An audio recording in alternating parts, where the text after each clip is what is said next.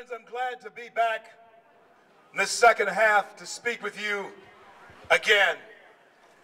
And I thank each and every one of you for being out here today. And I want to thank Major Dave for putting this on. There's just a few things that I want to say to you as this program begins to wind down. And that is, I want to thank the coordinators of this program, first of all. And then I would ask you to visit that Freedom Works booth over there. I happen to be a fellow with Freedom Works in Washington, D.C. Our president and CEO, Matt Kibbe, is a great man, and the founder and chairman of Freedom Works is the former majority whip of the Congress, and that is our great friend Dick Armey. Now, friends, we thank God for this great American day and that we're still here in the land of the free and the home of the brave, a free America. But it's important to understand that we cannot relax, we cannot rest until we as Americans have secured again the future of our country for our wives, our children, and our sweethearts. We must press on. Friends, the Muslim threat, as I said, is real. Just a moment ago, I heard a young man talk about how we are aborting our children. Not only in the black community, Americans are aborting Americans. But I bring you some news that you need to think about. The Muslims are not killing their children. The illegal aliens are not killing their children. Americans are killing Americans. And it is time that we come to our senses and stop sacrificing our children at the altar of Baal. It is time for pastors who say they don't want to get involved in politics to at least speak out against abortion, at least speak out against gay marriage. You need to challenge your pastors to at least speak out against something, and you need to challenge them. Here we are in this great land, and it is time for us to understand another fact. That this is the first time in American history that 50% of Americans' children from the ages of 8 to 15 years of age have never been in a church. I want you to think about that. The first time in our country's history where 50% of our children between the ages of 8 years old and 15 years old have not been in a church house. That means that 75% of them have never been to a Sunday school or any Bible teaching or training at all. What does that mean? Before you stands a man who's 56 years old. And this is what it means. It means that in 15 years, as I become 70, that young man who's walking around with his cap turned sideways and his pants hung down below his behind, that young man, that young woman, they're going to start to take over and be in control.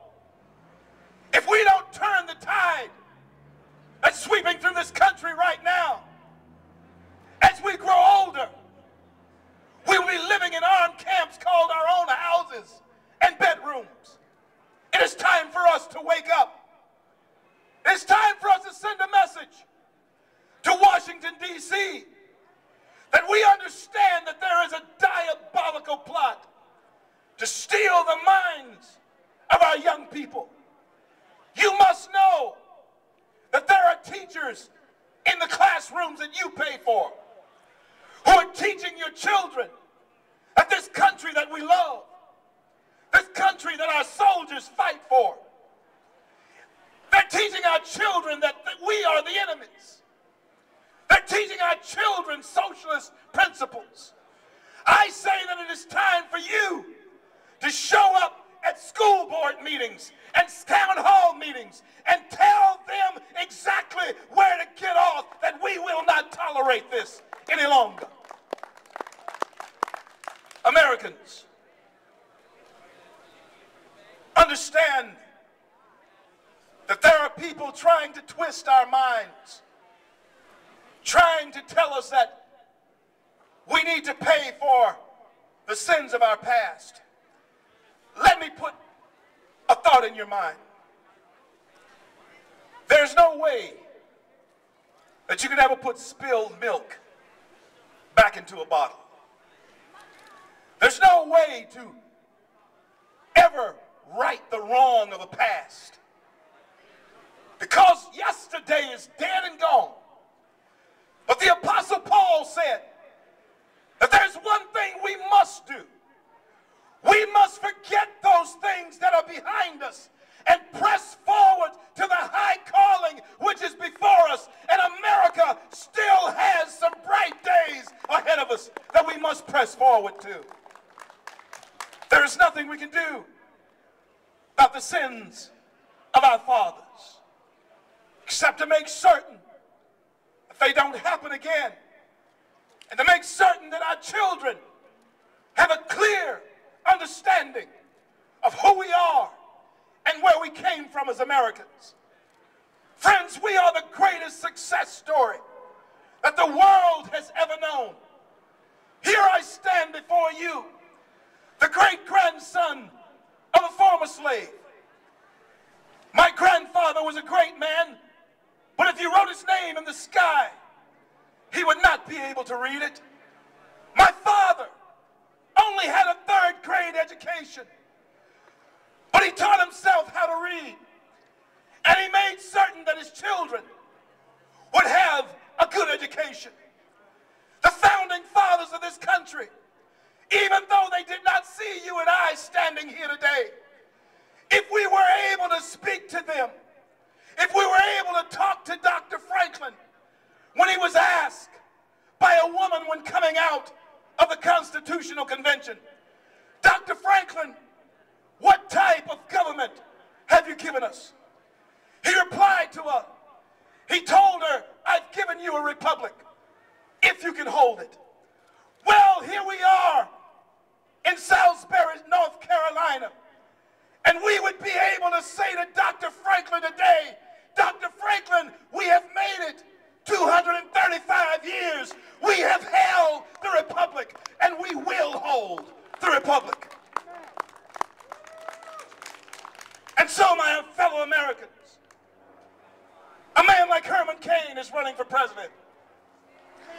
There are people who are calling him a bad apple because he's a conservative. Well, let me leave you with these words. The reason they want to call all of us bad apples is because they know that they put us in with that socialist trash that is going around in this country.